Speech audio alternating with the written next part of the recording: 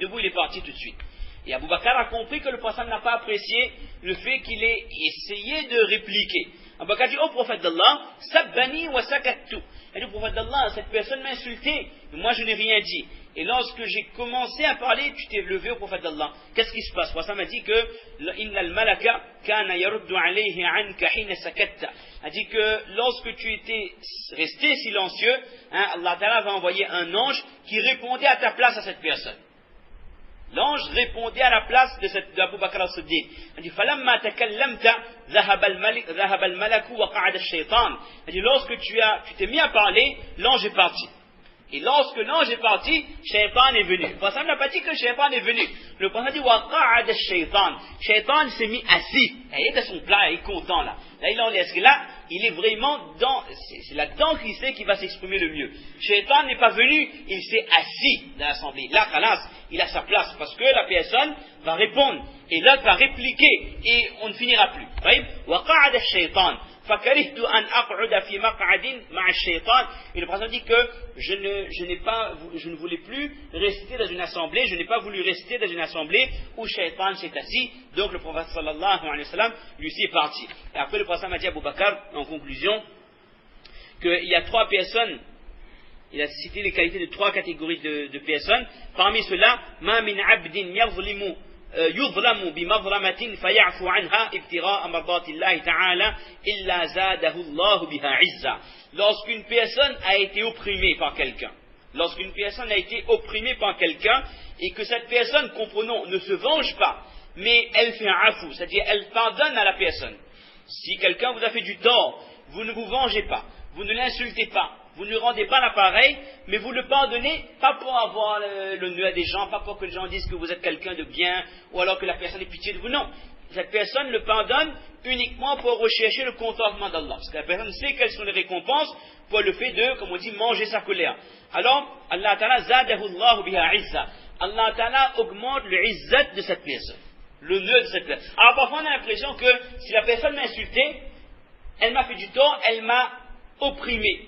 Ou alors elle m'a humilié, elle m'a rabaissé, et pour obtenir mon rang, il faut que je réponde.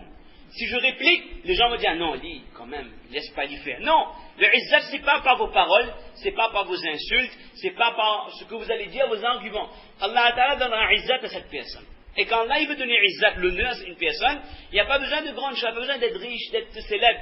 Allah Ta'ala fait en sorte que les gens aiment cette personne et le considèrent. Et les gens ont du respect.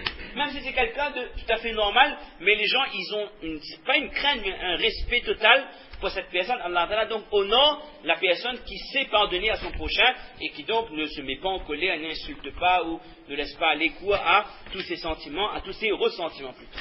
Il y a eu d'autres récits, mais on a déjà fait 14 minutes, on va s'arrêter. Peut-être que la prochaine fois, on va reparler un peu de la colère, parce que ça, c'est un grand problème, comme on l'a dit, qui peut causer des problèmes de santé avant tout, mais également rompre les relations soit avec la famille, soit avec notre propre épouse, ou pour une femme avec son mari. Alors, combien de cas on a entendu, et surtout, les personnes qui sont les plus fragiles à ce pied de Shaitan, c'est les femmes. Les femmes en général, elles ont du mal à se contrôler de la colère. Lorsqu'il y a quelque chose qui passe par la tête, directement elles disent, très souvent.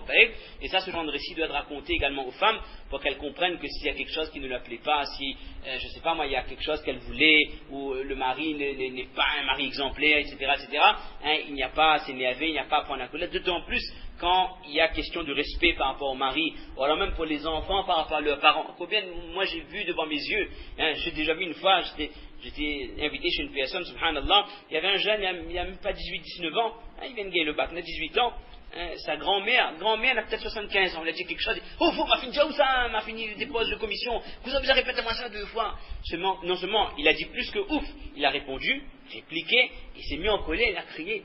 Je regardais, moi, je n'avais pas le droit de dire quoi que ce soit, mais je me suis dit, subhanallah, ça c'est quelqu'un qui a 18 ans, cette femme-là, elle a 75, 78 ans, et ça, en plus, c'était quelqu'un qui, alhamdulillah, qui fréquente la masjid, qui est dans le dîn et tout, donc c'est pas possible. Il faut qu'on comprenne bien que si Shaitan, lorsqu'il voit qu'il ne peut pas nous avoir avec le haram, il ne peut pas nous avoir avec l'éloignement de la masjid, mais Shaitan, il va trouver un chemin. Par la colère, il peut vous faire des choses vous faire dire des choses que jamais vous n'aurez fait, vous n'aurez dit. Qu'Allah nous en préserve, de tawfiq de comprendre, de mettre en pratique et de le propager à nos mères et à nos sœurs et à la maison. Et puis, subhana rabbika rabbil izzati amma yasifun wa salamun ala al-mursalin walhamdulillahi rabbil alamin.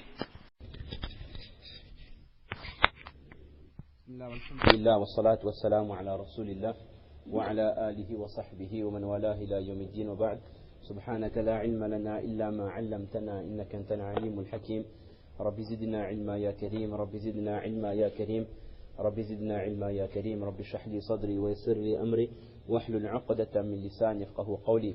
On va essayer de parler aujourd'hui également du sujet qu'on avait abordé la dernière fois. C'était la façon que le prophète sallallahu alayhi wa sallam nous a enseigné de contrôler donc notre colère.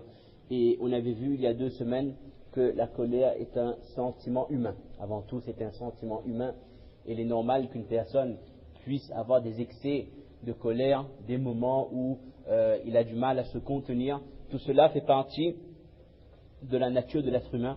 Et on avait vu qu'au cas où si cela se produit, cela ne veut pas dire pour autant qu'on n'a pas iman ou que cette personne est loin de la vérité ou son degré de iman est faible. Non. Si une personne arrive à cet état, il faut savoir qu'à l'époque du prophète sallallahu alayhi wa sallam également, il y a eu des sahaba qui s'étaient mis en colère et même très en colère. Quand on avait vu la dernière fois, une fois le prophète sallallahu alayhi wa sallam avait vu un sahaba se mettre en colère contre un autre et tellement il était en colère qu'il était devenu rouge, comme on dit donc rouge de colère. Et le prophète sallallahu alayhi wa sallam a dit à un compagnon qui était auprès de lui dit que si ce sahaba il connaissait cette formule a'udhu billahi minash shaitanir rajim, s'il savait qu'il faut dire a'udhu billahi minash shaitanir rajim lors des accès de colère, alors il ne se serait pas mis dans cet état. Et sur le plan médical également, il est prouvé qu'une personne qui se met en colère, qui a des accès de colère trop vives, cela peut porter préjudice à cette personne, peut faire une attaque cérébrale, comme on appelle ça, le terme technique c'est une rupture d'anévrisme, ou si quelqu'un a des problèmes de cœur, cette personne peut faire un arrêt cardiaque. On a entendu parler une fois, un de nos professeurs, Madina Munawwara, nous avait dit que il y avait une fois une personne qui était dans le Haram Sharif, à Madina Munawwara, dans le Masjid Nabawi et donc il a vu une personne faire les 2 rakats, il a fait son tahajjud, et après tahajjud, cette personne s'est allongée un instant, après elle a fait les 2 sunnat fajr. Alors cette personne dit, pourquoi tu t'allonges? Je dis que non, il y a un hadith dans lequel le prophète m'a dit, ce hadith prouve qu'il est masnoun, après avoir fait tahajjud, de se reposer un petit peu, dormir quelques instants, et puis se réveiller encore pour faire le fajr. Mais la personne qui était dans le Masjid Nabawi, elle considérait que ce hadith n'était pas authentique. Donc il y a eu jidal, il y a eu une opposition d'idées entre les deux. Mais la personne qui n'était pas d'accord, c'était un arabe, donc le sang très chaud, et l'autre c'était une personne indienne apparemment, il était plutôt d'origine indienne. Donc voilà, ça implique tout ce que ça implique. Et donc cette personne qui était arabe, donc elle a tenu ferme, tenu tête, et tellement elle s'est énervée pour ce mas-là, que la personne a fait son fajr, et après fajr elle est partie avec les nerfs. Il ne pouvait plus contenir sa colère, qu'elle est morte en chemin. À cause de cette colère, elle fait un arrêt cardiaque, qu'elle est morte, cette personne est décédée en chemin directement. Il explique que comment un accès de colère, mais encore ça c'est pour quelque chose on peut dire quelque chose de louable, c'est pour une question liée à la religion, mais même pour quelque chose de la religion, il n'y a aucune raison de se mettre dans ce genre d'état. Et on rappelle brièvement, le prophète m'a dit que lorsque quelqu'un est en colère, qu'est-ce qu'il faut faire? On peut allumer un peu, il fait vraiment chaud. Avec le micro, ça ne trouble pas le son, Inch'Allah. Elle dit que quand quelqu'un est en colère, première chose, si la personne peut faire des ablutions, il fait les ablutions. Parce que la colère, ça vient de shaitan.